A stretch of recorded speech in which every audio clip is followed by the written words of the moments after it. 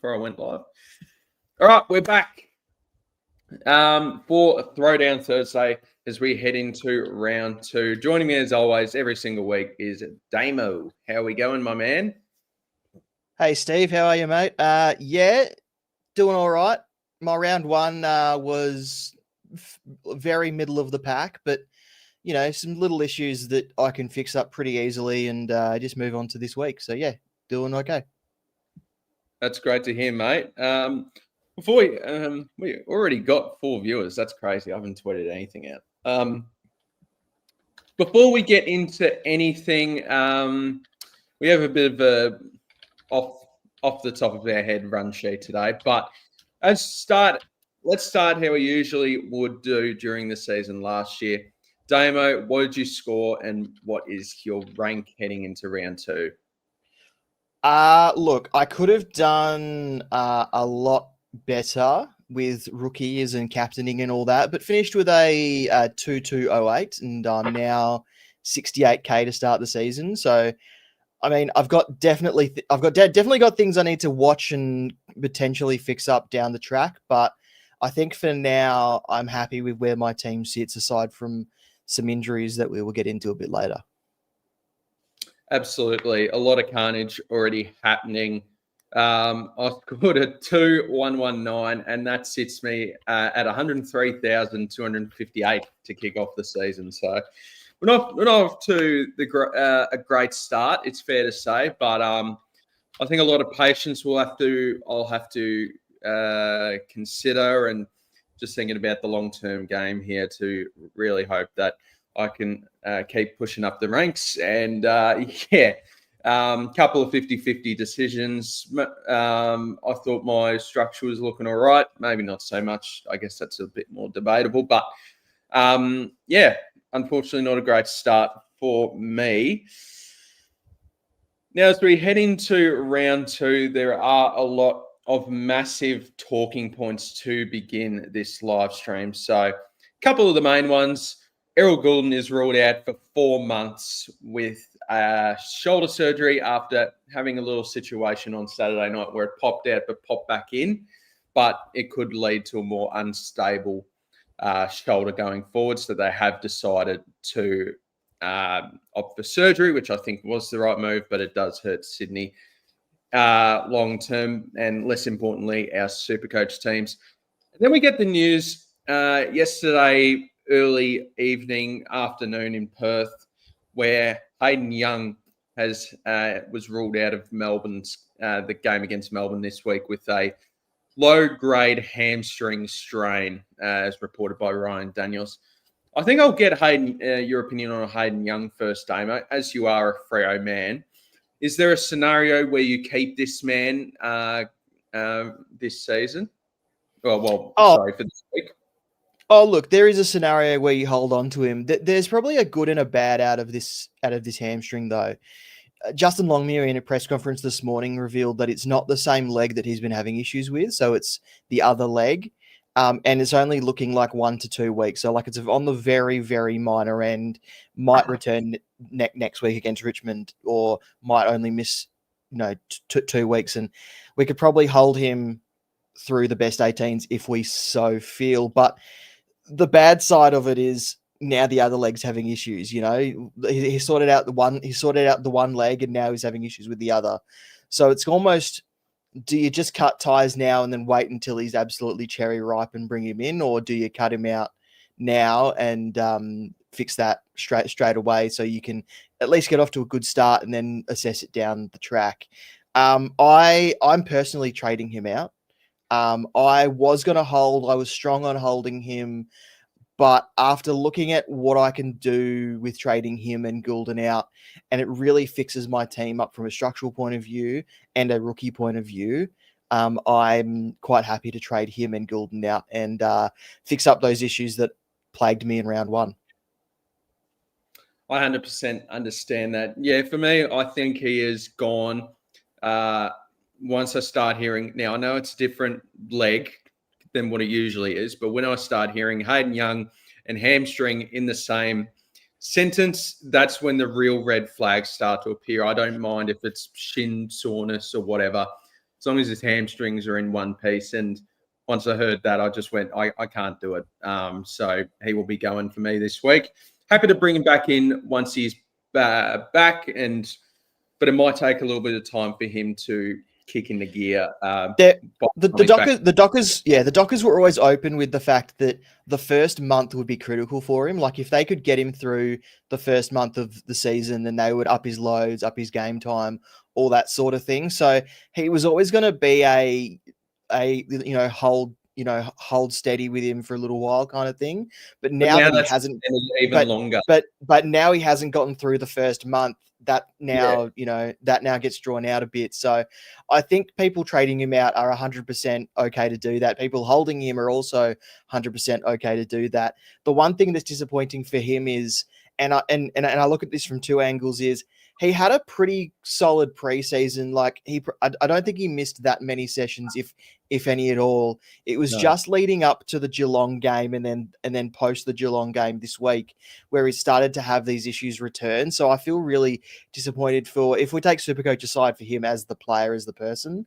But I'm also a little annoyed that the media seems to jump at shadows every time something happens with Hayden Young. Like last week, he missed a session which wasn't even the main session. It wasn't even the main skills session or the main captain's run.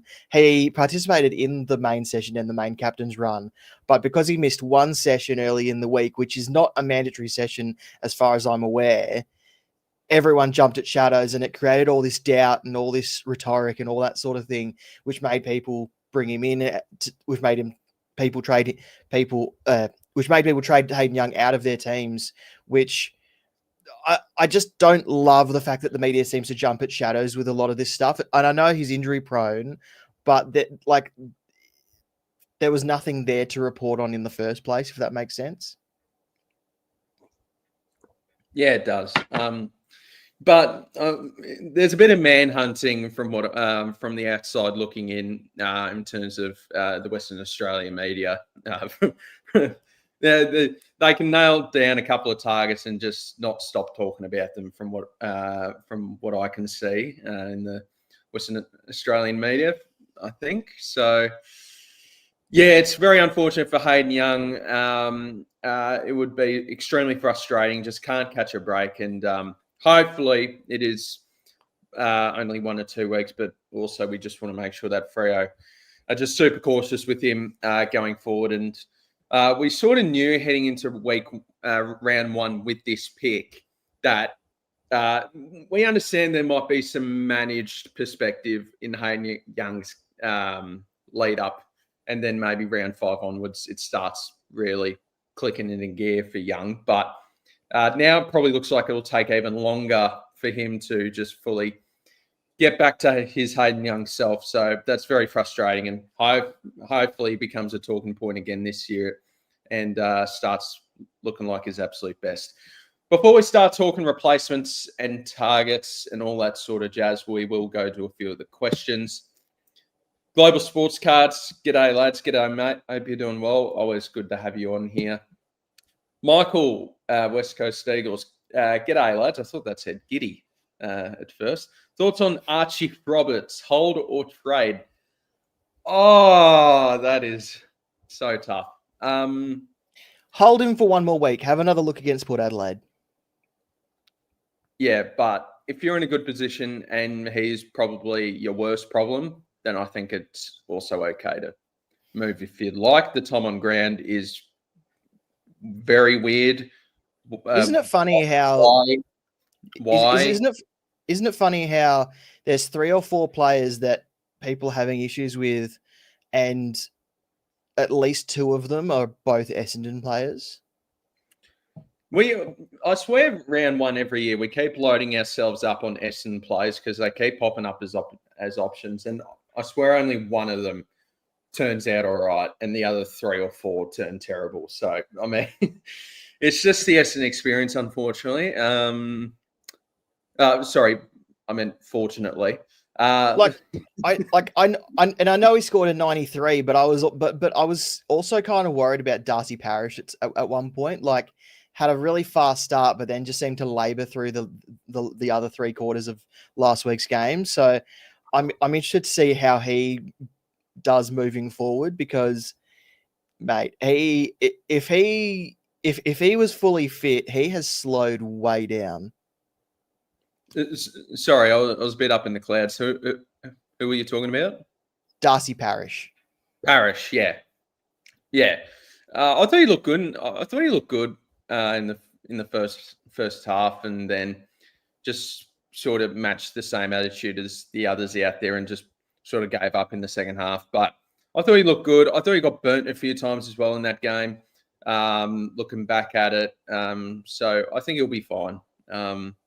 Good pick, in my opinion. Look, I would. Depends on your scenario. I'd probably give him one more week, considering Port Adelaide look terrible as well. Andrew, hey guys, I'm thinking of trading Young for Milan. Not sure who to take out for Filippo. I don't think you have to take out Filippo. I think at worst he misses 1 week, but I think the main concern would be what type of role he gets after dealing with another injury problem for him. I think trading Hayden Young for Murdoch is totally fine.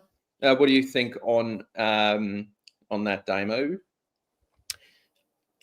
I like Milan Murdoch. I think he's going to be a pretty big staple in that West Coast side moving forward, especially after the round 1 performance. It's a lot of money to bank going down from Young to Milan though. So I think with having all that money in the bank, it then needs to become a discussion of how you're going to use it and being responsible with that money. It's like, don't use it just for the sake of using it. Like, you going Young down to Milan might give you, a great replacement, but then what do you do with that 300, 400K that you might be banking to then improve your team? Don't make trades just for the sake of it. Don't lose sight of how you want your team to look by the end result. Use that money responsibly, I like the tweet from I actually like the tweet from JD this morning, Jackson Davey. Milan Murdoch had 2 centre clearances on 0 CBAs. That is ridiculously impressive. To get 2 centre clearances without a CBA. So he was just pushing up from half forward to get a clearance. I actually love that. Yeah. Beast mode. How are we, mate? Hope you're doing well. Absolute legend. Glenn Huntley Woolworths legend. He keeps on adding to his profile picture. So now he's got a dog with a Rastafarian hat and hacky sacks. Last week it was just the hacky sacks. By the time round 24 hits, his whole thing is just going to be filled with millions of hacky sacks. Yeah. Michael, luckily I didn't have Goulden or Young. You lucky. Yep. I'll say it. You lucky bastard. Yeah. You're lucky. Ryan Smith. We love a Smith. Damo, does Murphy Reid get more CBAs with Young out? Well, Young didn't get that many anyway, did he not? Young didn't get that many, no. But this morning, Justin Longmuir singled out Murphy Reid and Matt Johnson as the 2 to possibly pick up what Young was getting. So I actually really quite like the Murphy Reid, Matt Johnson discussion. I wouldn't, and maybe you do trade out Hayden Young for Murphy Reid, because Murphy Reid did okay with 89 against Geelong first up. I think that I think the low 90s is about what Murphy Reid can average. So yeah, I don't mind the Murphy Reid call. Yes, I do think he does get a bit more midfield time with Young out though. I heard Young directly. Yeah, I'm just having a look at the CBA rotation. Murphy Reid still got 41%, even with Hayden Young in there, and Hayden Young got 47%. So that is promising. So you'd think Murphy Reid is actually the 3rd banana, but maybe the 4th banana, because Luke Jackson did spend a bit of time as a CBA midfielder. So you'd think it might be a mixture of Sarong, Brayshaw, Jackson, with Murphy Reid as the 4th guy. Yeah, and Matt Johnson was also singled out in the presser this morning as well. Yeah, so Johnson had 6 CBAs last week, 18%. So you'd Yeah, think that could clock up back to yeah, 35%, maybe. yeah, potentially. So maybe if Matthew Johnson is on your waiver in a certain draft, maybe have a little look at that, considering the Melbourne matchup as well. SC Sports Guy Harley, hope you're doing well, mate. G'day, fellas. Hope you're well. Hope you are well. And you don't own Hayden Young, yeah. Unfortunately, Young just can't take a break. So much talent that just can't stay on the park. Yeah, he's Western Australia's Will Day, unfortunately, at the minute, and yeah, it is frustrating, especially with that contract. But Young is just close to being their most important player. So if they can get him, I've heard that contract isn't as binding as it seems. There might be an injury clause in there. really, okay, that's Yeah. handy. Footy Clips 26. What do you think of Joe Fonte? Great question. No, I was a I'm lot not. more keen last week than I was this week because it's not it's costing you a trade now if you want to bring in Joe Fonte. And I'm still looking back at what James said on the SuperCoach Sword Play podcast. The third guy, the third distributor, it never works out that well. So I feel like it's just an extremely quick cash play to trade him in, and you probably end up trading him out round 4. But the St Kilda matchup this week is very good. Yeah. You trade him in, so you use a trade to bring him in, and then you'll use a trade in a couple of weeks to trade him out. I don't think the 2 or 3 week play is worth it, to be completely honest. If you're in a really good position and you're just looking for a quick cash grab, then probably I'd do that. But outside of that, I don't think it's worth it. Harley, I don't want to trade Merritt or Sarong in for Goulden. Should I wait a week and go Holmes, or am I silly for holding a week? I'm thinking the exact same thing, mate. I really want Nick Dacos to replace Goulden. So I'm almost happy to go and have like 800K in the bank this week and just fully send it on Nick Dacos, Dan Houston, maybe a Josh Rochelli or a Murphy Reid the following week. So I'm very much considering that as well. I don't know. I don't think the point, if you're willing to take the hit this week, wise, I would be okay. So you're waiting a week, but why? If you hold Goulden or if you go for Holmes now, you're still not getting a score this week. So if your target is Holmes and you're happy to cop him on the buy, just trade him in now. You don't need to wait a week. It feels terrible to do that though, Damo. It does, but how can I okay, but Goulden's ruled out for 4 months, and then Holmes isn't playing this week. Hold or not, you're still not getting a score this week. What if something happened in training? Well, yeah, but like then wait a week. But what I'm saying is you're either not getting a score this week or you're not getting a score this week. There's no difference in bringing him in early or not. Well, I can get a Braden Cook who might score another 92. I like Braden Cook. I don't think he scores a 92 every week, but I think he's going to be a good money maker. No, of course not. But yeah, fair point you make. But I don't think I can be taken seriously if I trade in for a 600K blue dot. How am I meant to be a content creator by doing that?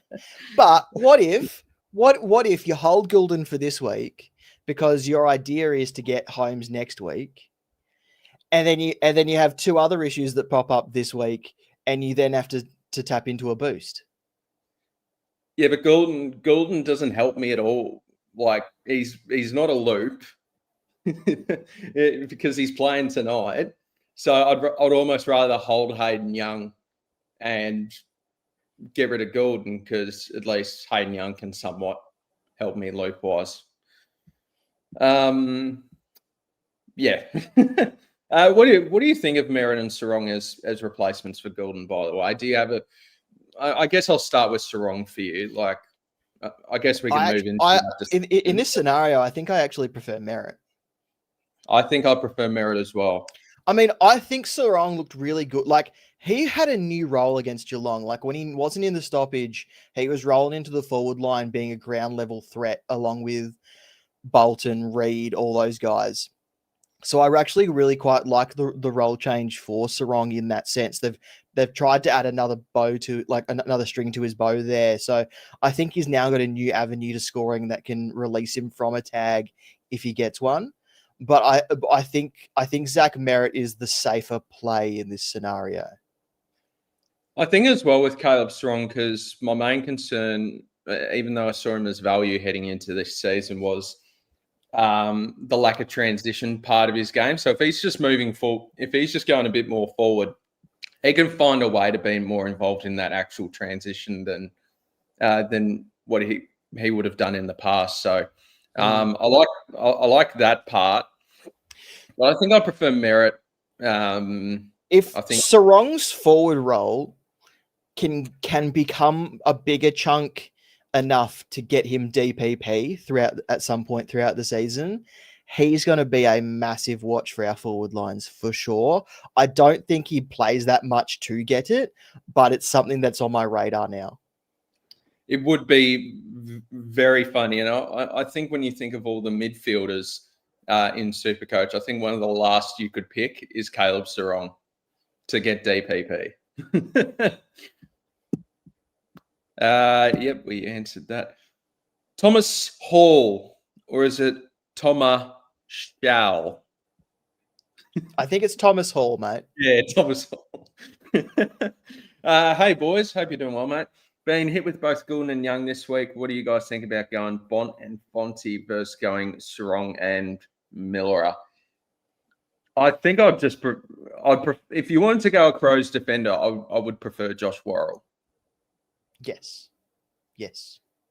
I think Miller can be better, but part of me also thinks there's a bit of Dane Rampiness about his score. Have we got a timeline on Mark Keane? I think it's pretty bad. I'll ask ChatGPT. It says 13 weeks. Yeah, I think he's back like post-bye. So my question then becomes, with Wayne Miller, obviously he took however many kick-ins and played on from 100%. Was it 7 that he took and played on from? Once Mark Keane returns, and I know it's way down the track, we're talking 3 months from now, but if Miller becomes a trade down the track because of a role change, does that make him a successful pick? Like, for 3 months, is that good enough for someone to want to trade him in? Well, it depends on what would he have to average for him to be a successful pick? Well, he's priced at 431 or something, isn't he? Yeah, so what's that? That's like an 80-ish? 80? So if he did 95 plus, I reckon. If he did 95, then maybe I could see it worth it. But yeah, you're right. I prefer a Josh Worrell for sure, I think. Yeah, I personally agree with that. I think there's more chance of Worrell being like with Wayne Miller as well. Mitch Hinge is coming back in a month as well. Yeah, but I think he's fallen down a little bit. Fallen down a little bit of the pecking order. Mitch Hinge. No, I get that. It's just I'm looking at their injury list, and there's 2 guys that stick out to me as guys that can come in and affect Wayne Miller's role. Yeah, affect the distribution. Yeah, and that can also be the case for Josh Worrell because he's pretty good at that as well. Yeah. I think I trust Worrell more though, because we saw him work with those guys in the team, whereas Miller we haven't. And even with those guys in the team, he did 100 post-bye. Yeah. Yeah. So last season. But anyway, if he cannot afford Worrell, because I think there's a 50K difference, which one would you prefer to go with? Look, if you go to Sarong and Miller, you're getting 2. We'll call them 2 potential keepers. Sarong probably, definitely. Miller probably, maybe. Yeah, I'd almost prefer to do like Bont and Murdoch and bank the money. Bont and Murdoch, yep, that could be a good one too. I'd Or even Bont and Cook. Yeah, if you already have Murdoch. I'd almost rather bank a bit of extra money than go Fonty. Me personally, or even Sarong and Murdoch, and then maybe you have more of a choice if you want to go like a Dan Houston or something. But if I had to pick, maybe, Sarong and Murdoch maybe.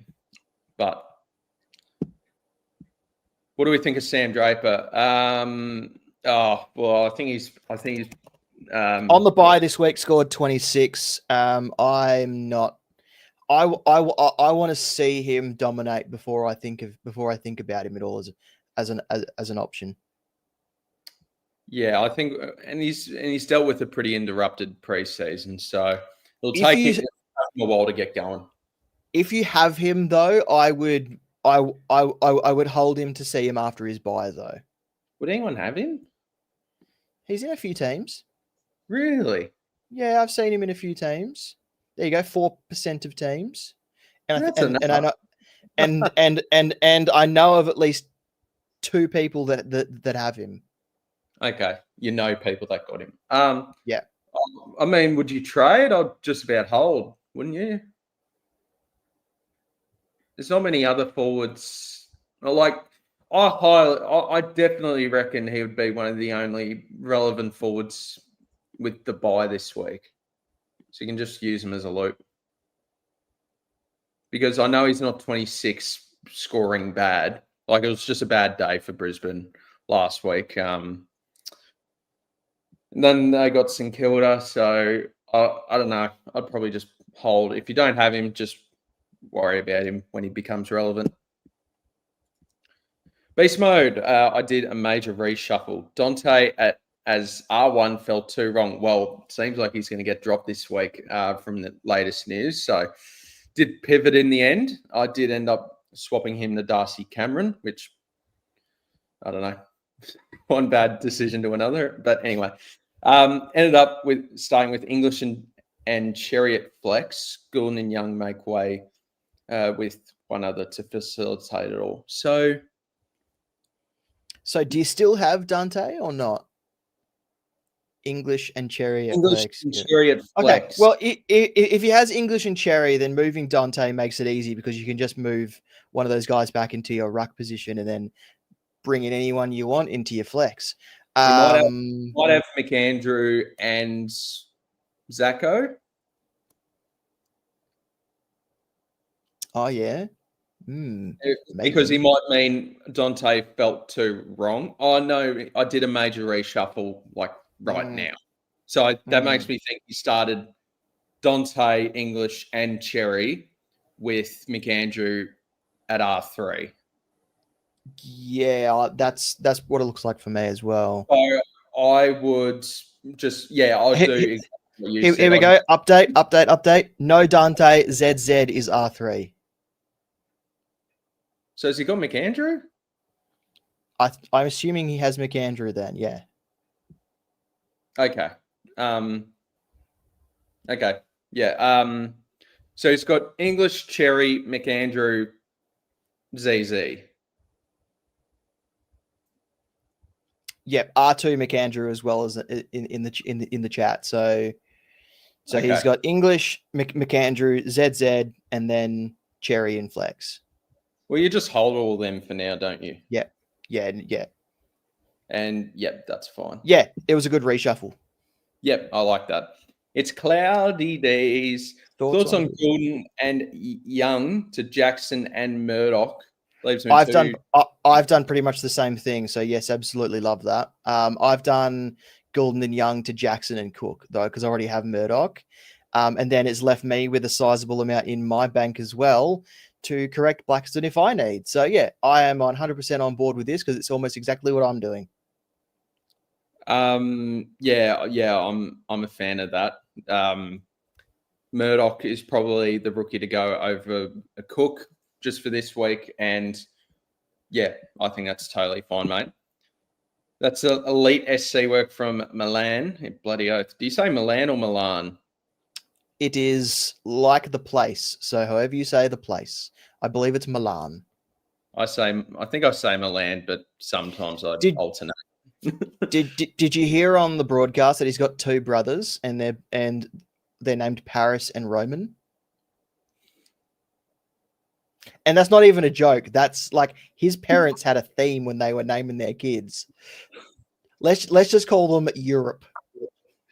I might call him AC.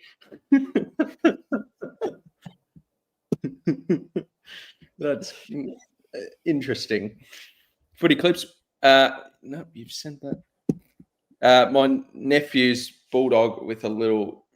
How do you say that? Rastafarian AI. Because we were talking about his profile picture. Oh, okay. Gee, there's a lot of questions. Won't Jagger come back in for Freo's Young's replacement? He's still at least a week away. He'll play half forward anyway. I don't think he comes back in anyway. Really? Oh, I'd like to see Jagger win a flag. CWT legends. Oh, mate, what a legend he is. I'll get you on board at some point on a video this year. Great man. Toaster 2006. Would you trade Filippo if not named or hold and hope it's a short miss? Well, he seems relatively 50-50 to play. If he doesn't play this week, I'm assuming he plays next week. So yeah. I would hold. I think he's fine to hold just because of his potential of what he can do.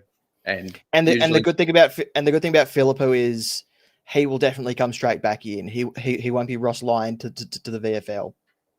Yeah, he's nearly on $1 million a year. Like he is playing AFL. SC Sports Guy, I own Will Day, Hayden Young, Errol Goulden, and Rao in a keeper. Oh, God. Oh, geez. I picked up Hayden Young in a lot of the drafts that I had this year, so I'm in pain there.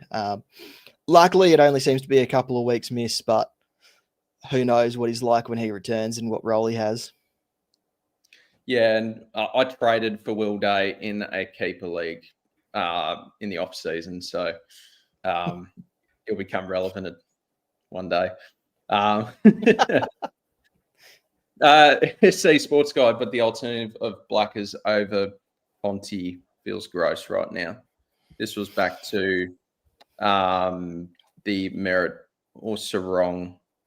Wait, was it? No, was it? But the alternative of Blackiston over Fonte feels gross. Like I wouldn't do. There's no way I'd do Blackiston to Fonte this week.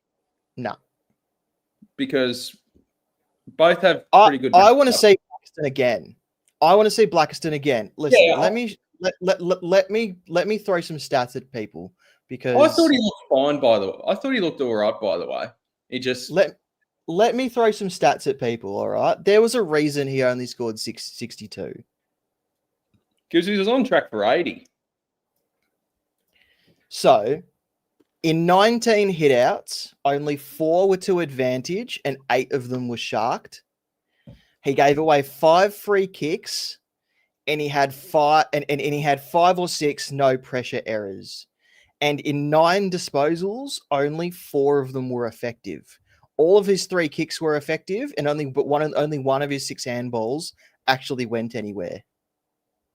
Yeah. So like he has improvement on the cards. Like there is a clear road to improvement there where he could do a lot better than what he did in round 1. He just needs to focus on directing those hitouts better and being a bit more assured with ball in hand. And then that 62 could be a 92, and then you'd be laughing.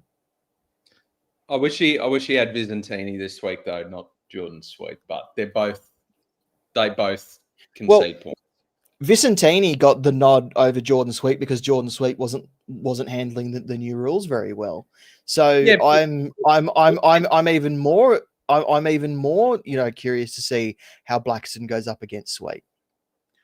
Yeah, like and Josh Carr did the McQualter of last year, the whole preseason. The A ruck was over the B ruck, and then after 1 week, stuff it. We're resetting it. Shout out to the chat, by the way. 51 viewers. I think that's going to be close to our best, Damo. Yeah, I think we're getting a new sort of audience because I tweeted it out this time. Yeah. So I think I'll leave it to you to tweet it out. And as well, I think our little move from Thursday morning to Thursday afternoon is a nice little touch as well. Michael, West Coast Eagles. So if Robert stinks it up again, is Houston the play next week? That's what I would do. Yeah.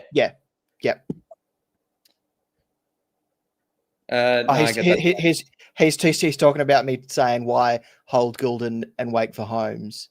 I get that.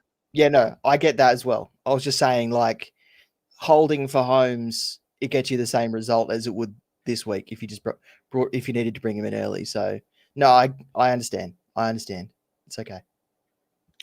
Thoughts on Luke Jackson? I don't really understand his role. Give us his role is when he's not in the ruck, he's a midfielder. So most ruckmen will either rest forward or rest back. No, when Luke Jackson's not in the ruck, he's a midfielder, and that is his role. So he's just always around the ball. Yeah. Which is what makes him actually really good. Yeah. CWT Malera is the cash play to get Nas in 5-6, either straight swap or profitable swap. Definitely not a long-term play. Yeah, so I think if you want to go Worrell, I think that's more the long-term. Malera, cash play. But we've got to see how it goes against the Bulldogs as well. But if you want to go there, you can if you'd like, but not in love with it. Thomas Shaw. Only rookie I missed was Cook. Already had Murdoch, which makes the trade 100 times harder. This was back with yeah, Cook is good then. If Cook makes your trades work, then Cook is a good trade in as well. So like Bonton Cook. Yeah. Yeah, I would do that. Yeah. Ralphie, hi guys. Goulden to Jackson or Sarong? Depends. If you can make Jackson work, I would go for Jackson. Would you want it? It depends if he's gone set and forget. Like, would you want to lock out your rucks heading into round 2? What do you mean? So Jackson would be in the flex. If he's got like Cherry, if he's got Cherry in English already, if you replace him with Jackson, you could miss out on other value ruck players during the year. You might miss if he's gone set and forget already, then Sarong might be the better play. I still like Jackson though.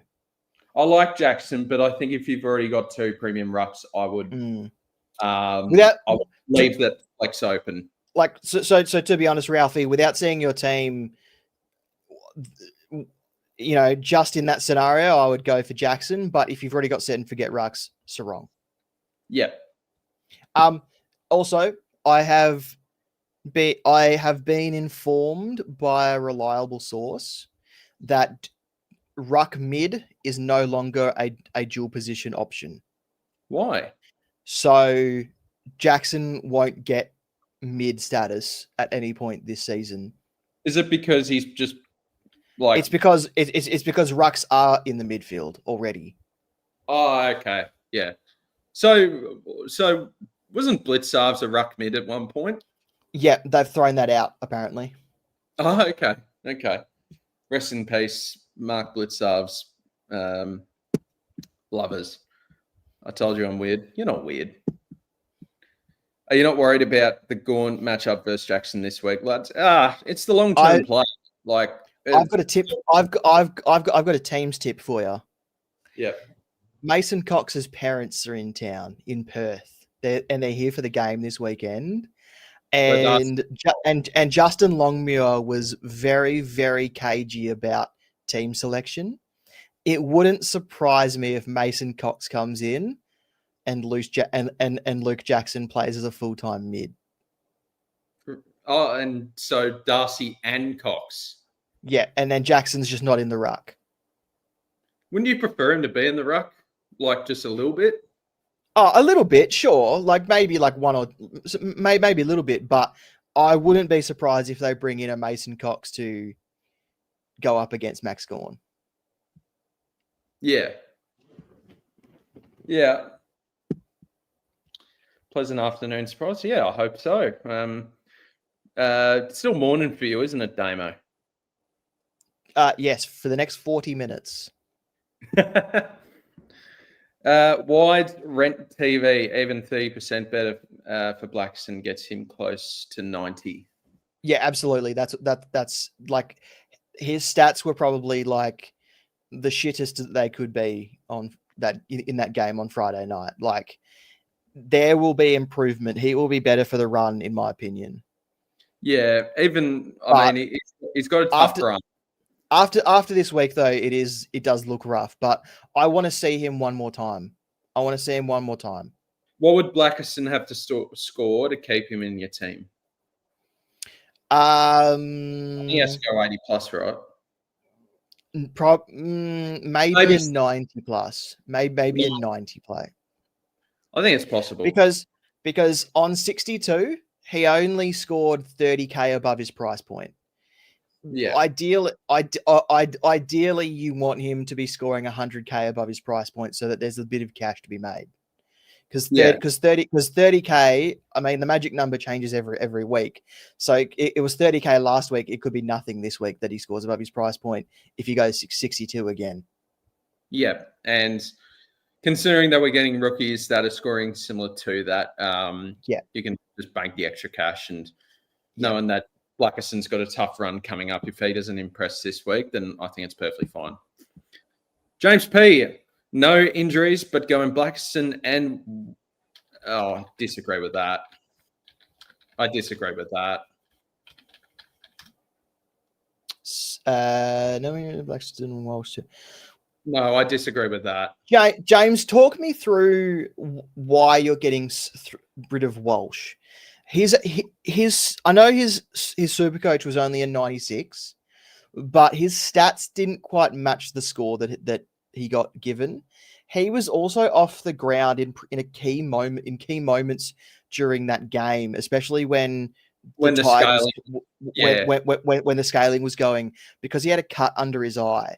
So I think he got stranded with a bit of a nothing score with on 96 that kind of made it not disappointing, but not great at the same time. It kind of left you stranded a bit. I don't love people trading out Walsh. I think he's going to be okay. No, personally, James, I'm not a fan. But if you don't have Dev Robertson, then you need to find a way to get him in.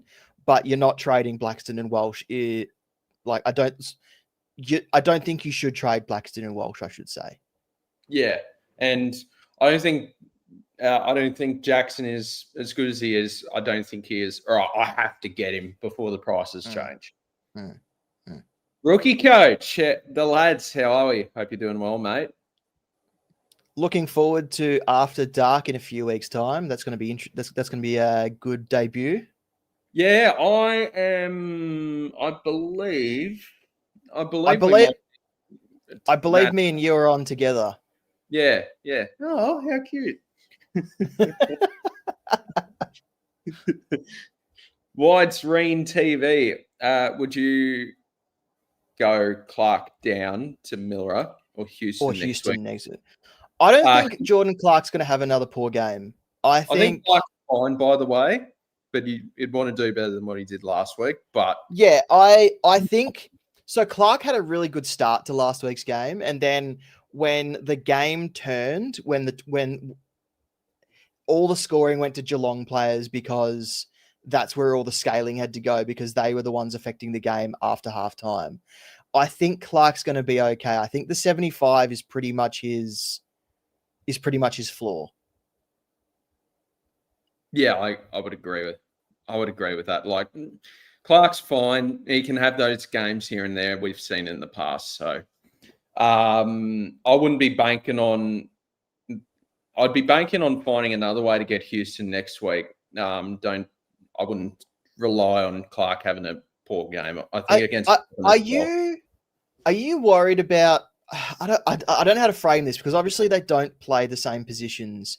Are you worried about how Houston will look with Collingwood having a fitter back line, like Moorback, Howback? Who else are they missing? I can't remember. But do you think his role could change slightly, or even Josh Dacos's role slightly once they have a few guys back? Good question. This is me not really watching much of Collingwood, asking you if you could if you would observe anything like. Well, I don't think the kickouts will change. No, but it's one of those things where I love what Houston's doing. I think there's history there that there's no reason to not trust it at this point, because we saw Schultz take 12 months to really settle into his role as well. My question more is, what will that back line look like once everyone's back? Does Dacos move out? Does Houston move out? How does it look? Because they'll need to make a shuffle to make everyone fit back in. What does that shuffle look like? Yeah, there could be a shuffle and there could be a change that ends up happening with Moore and Howe back in the team. But I just think the potential with this pick, now that McRae has gone out to say that they want the ball in his hands a lot more than what last year. I think I'm happy to go. You know what? He's 431K. If he makes a bit of money and turns back to 80 average Dan Houston, that's okay. I can flip to maybe a Wanganeen Miller in a few weeks' time.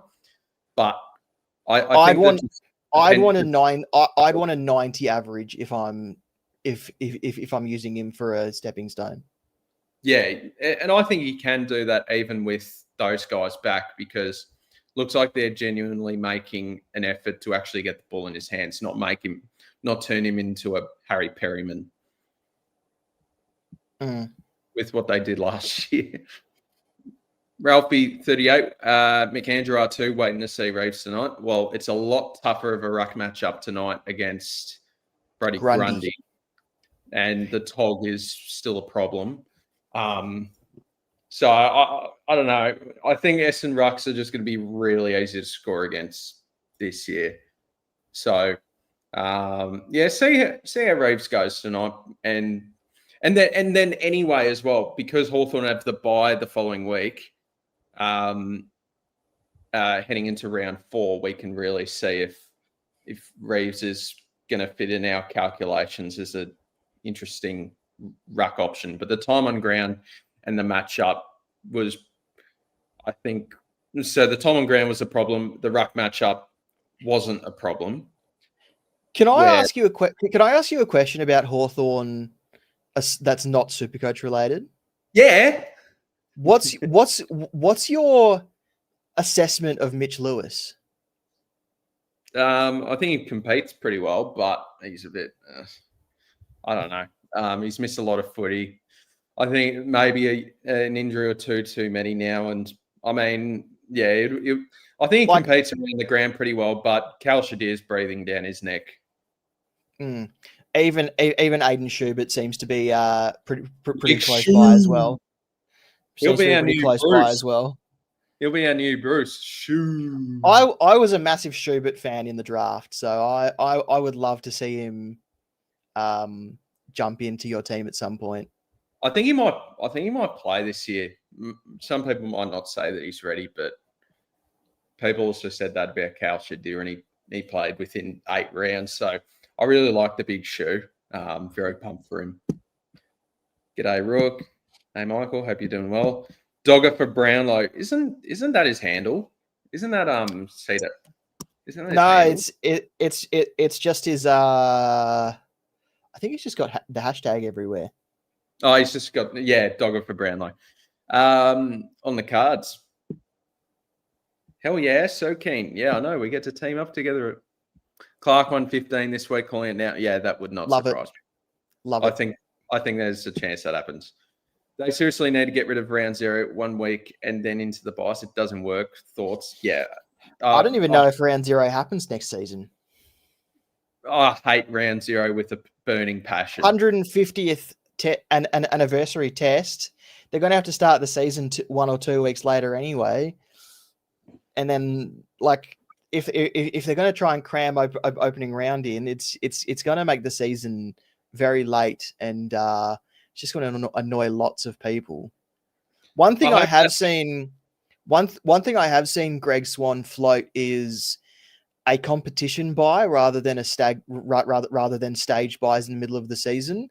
And in that competition buy is when you have State of Origin, AFLW State of Origin, like all those sorts of games. So obvious of a thing to do. Just have to take off. Fuck, it's not going to kill you.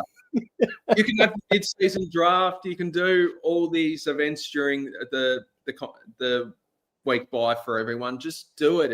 It's really not that hard, because I know they're not going to do it when Tassie's in. I don't know how it's going to work with 19 teams. There's going to be a bye every single week. Yeah, there's going to be buys everywhere. So I think 2028 onwards for SuperCoach. Hopefully I can win it by then and retire. But if it gets hey, the good news about 2028 is you could fill your team with rookies and start all the expensive guys. We're going to have 20 rookies from Tasmania to kick off SuperCoach. That's going to be a great year for cash gen. Big J from the Centre Bounce. Sup, fellas? Hope you're doing well. Rookie coach. Yeah, so this is what your concern was. I wonder if they'll put Jeremy Howe forward, though, because they need a marking target, and Howe has shown that he can do it in the past. I do wonder. Maybe they don't trust Jack Buller enough. I do. I think they'll back in Jack Buller for quite a bit. I really like Jack Buller. If people have watched, I know Waffle is a different game, a different league, but he was the dominant key forward in the Waffle for at least 2 years as like a teenager. Like, he up against men, he was still the dominant key forward in that league. So I think that he's going to be okay. He just needs better supply. Yeah, I agree with that. That could happen, but we've heard multiple quotes on Craig McRae just wanting to get the ball in Houston's hands, and looks like the first couple of weeks they've made that considerate effort.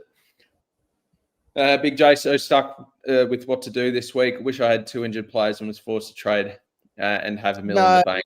Yeah, you don't. You don't 2 injured players. No, you just calm down and hold. All right, you're okay. You'll be okay, Big J. Yeah, you'll be okay not trading. It's okay. Because I think Big J ran out of trades last year. So just make sure. Oh, so did I. So it ruins me to be having to use a couple early on, but it's fine. It's okay. Don't get beat by what you know, Big J. Michael, all the boys jumping in. Hey, Big J. Yeah, a lot of heavy hitters in here. Really appreciate the support. Hawks kissed with the Sydney injury, Steve. I haven't ruled out Sydney still coming on top. I'm still tipping Sydney. I've tipped the Hawks by 13. I think Sydney wins tonight. Unfortunately, Steve, my Thursday night tip is always goes the other way. So I've given you guys the kiss of death. Unfortunately, I do think the Hawks, but I in my heart of hearts, I do think the Hawks should win. Yeah, maybe, but we've had our best player out for 12 months.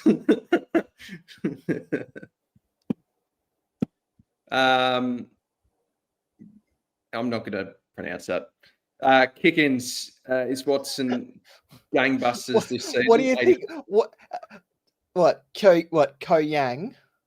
Kui Yang M1G. I don't know what the M1G is, but I think I don't. Yeah, okay. Maybe we shouldn't have pronounced his name. Is Watson gangbusters this season? 85-90. Hey, he's getting midfield time. I mean, he's already locked for All Australian this year. So I mean, yeah, he already has gone gangbusters. So no. Can I actually? I love Nick Watson. Can I just say I think Nick Watson's great, but every time he goes near the ball, the commentators are near on panting. Like they fucking love him so much and don't stop talking about him. Like you can hear the heavy breathing in the commentary box when Nick Watson is with the ball or near the ball. Like they just need to calm down. No, I don't blame them. I never calm down whenever he's around the ball. I'm hyperventilating Damo whenever he's near it.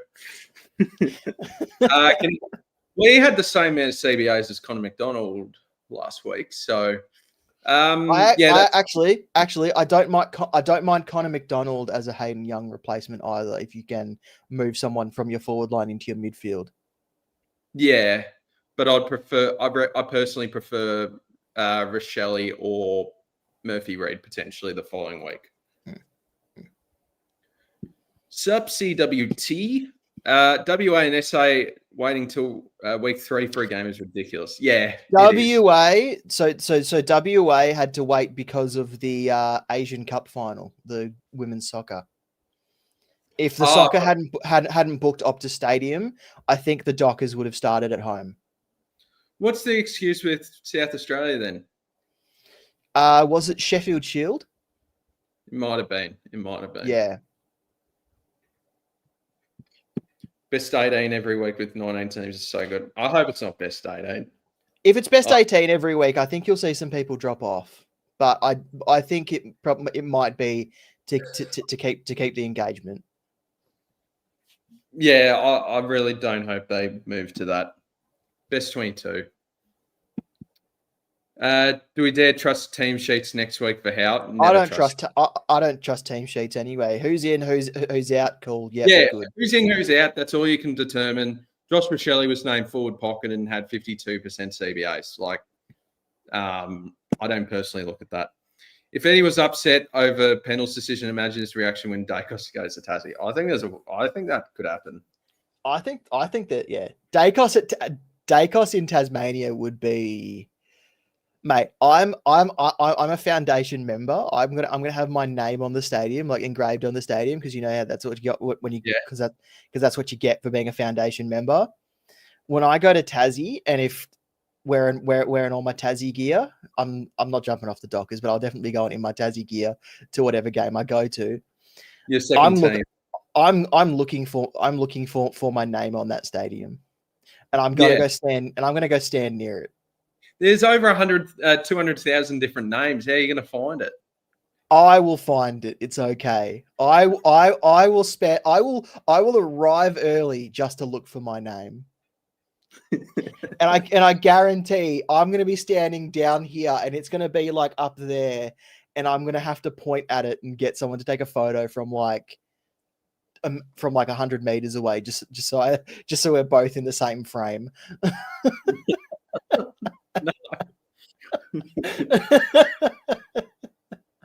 No. I'd love to choose between Bont or Jackson this week plus Fonty. I don't think you need to choose Fonty at all. Or Cherry. I wouldn't be going Cherry. Big J, you didn't start your big ruck. Wow. Thought a North Melbourne man like you would be backing in the big guns all the time. No, I get the people wanting to fade Cherry. Like even with scoring 128, the new rules terrify me with him. I think there were just some tackles that saved him a bit. Time to rip a boost, lads. I've got an itchy trigger finger. This was going to be one of our topics. What do you think of people using a boost? I'm not.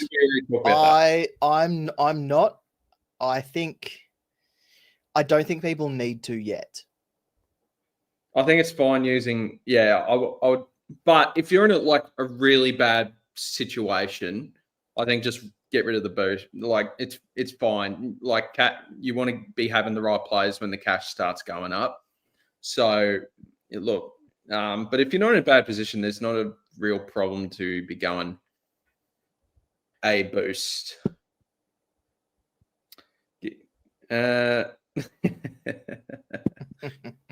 See people drop off. We used to get 400k people during COVID. Now it's 180.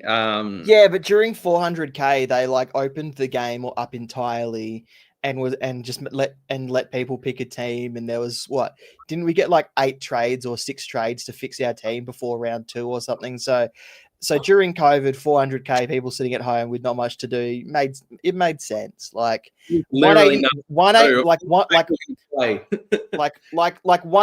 to 220k is how I remember it most years. I think as long as it's above 150k, I think that's pretty good. I went English and McAndrew. I wasn't keen on Cherry not jumping. Now he gives the opposition the ball and tackles them. Yeah, but that's against Vizentini.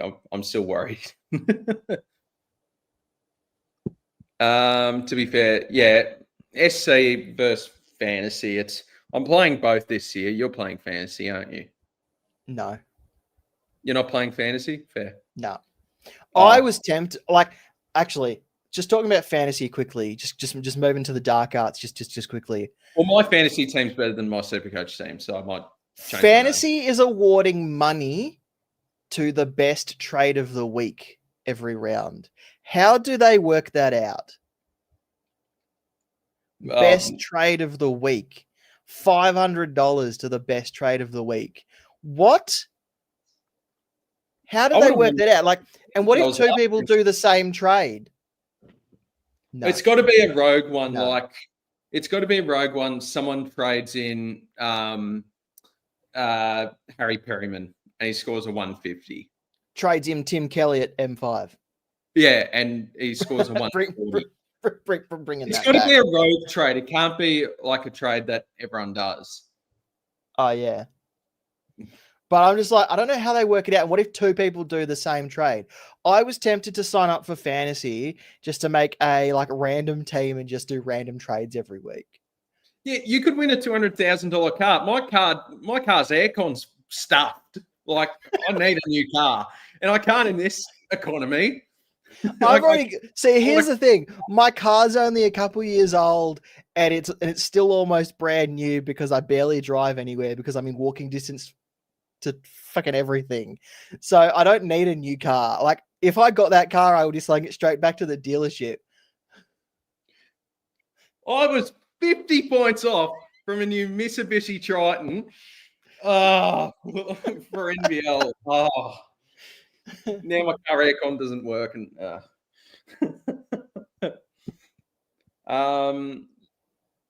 Scott Farley getting half the competition he used to boost in the first 2 weeks. Shit's bonkers. Abs is the GOAT. I love him. He does things differently. He does things differently, and that's why he's gotten very close. Yeah. Yeah. Look, he's going to use his boost. That's fine. I saw his. Yeah.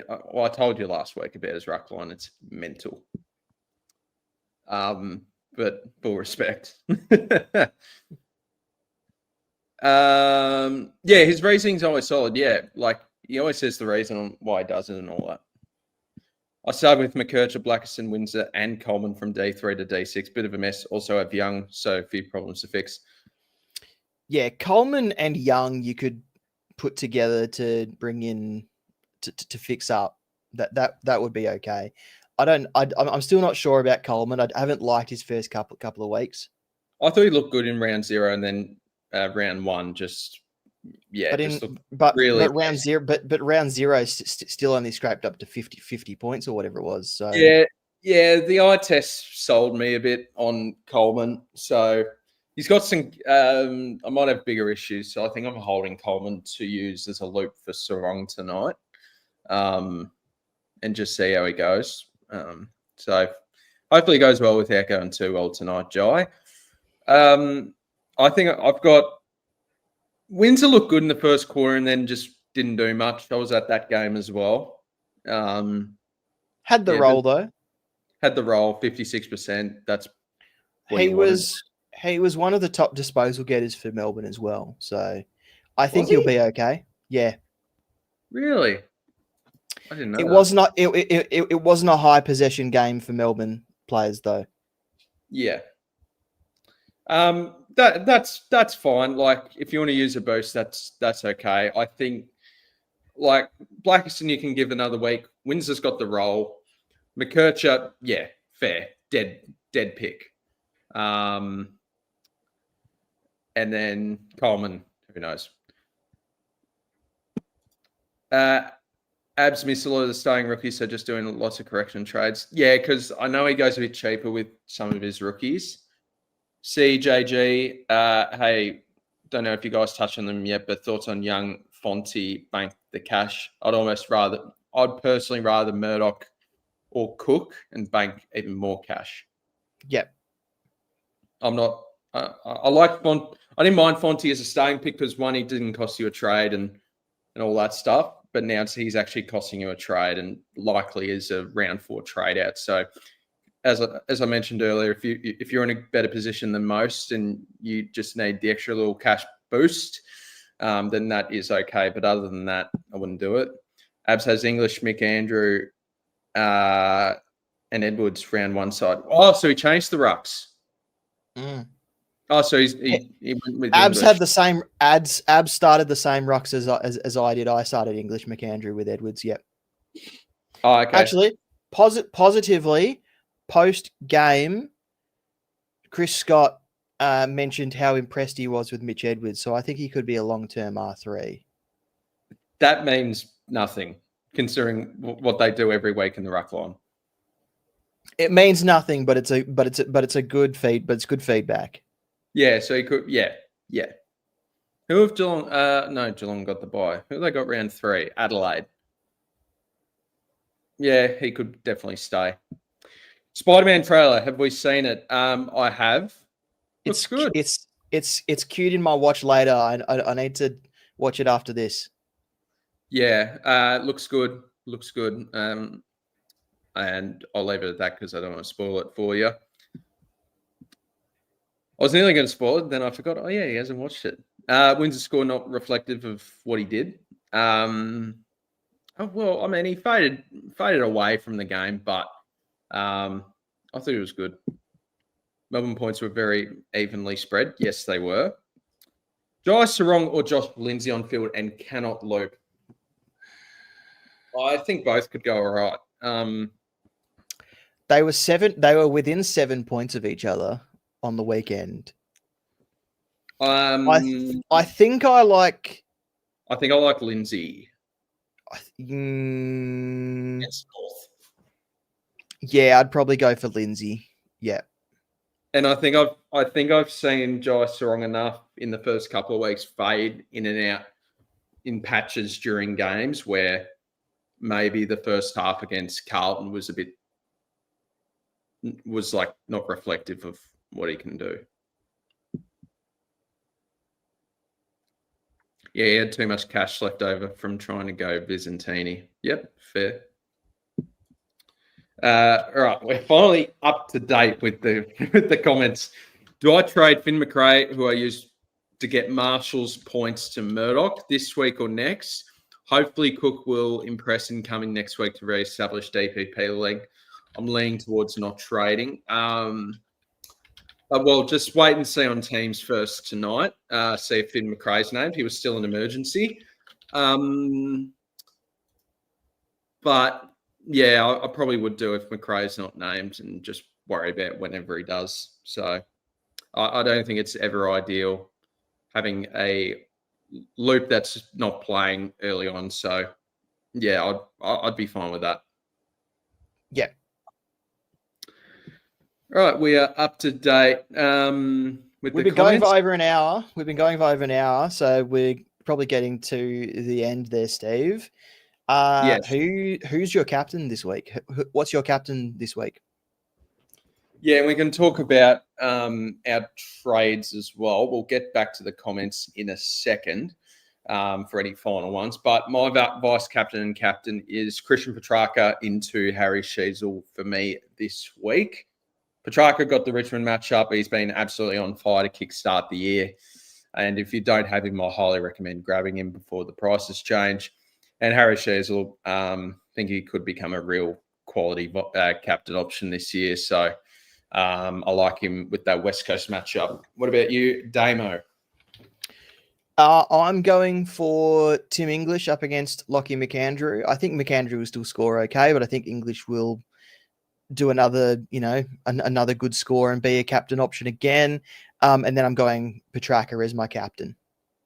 Yeah, nice. So similar sort of wavelength. I've got English as well, but currently prefer Sheasel.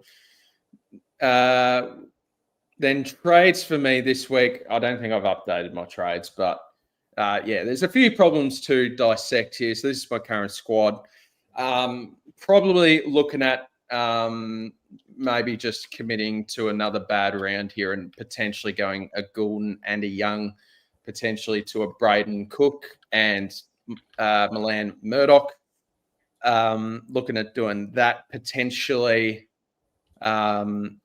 But another guy I've been looking at is Luke Davies-Uniacke, who if I was to spend up on someone to at least replace one of Goulden or Young, it would be Luke Davies-Uniacke, in my opinion. But I'm just worried that it might stop me from getting Nick Dacos next week. So I'm just contemplating that idea. What about you? What are your final trades on what you're thinking of? Right now, my trades are Goulden and Young to Jackson and Cook. Yeah. And did you say you had Murdoch? Yeah, I started him instead of Watkins. Clutch.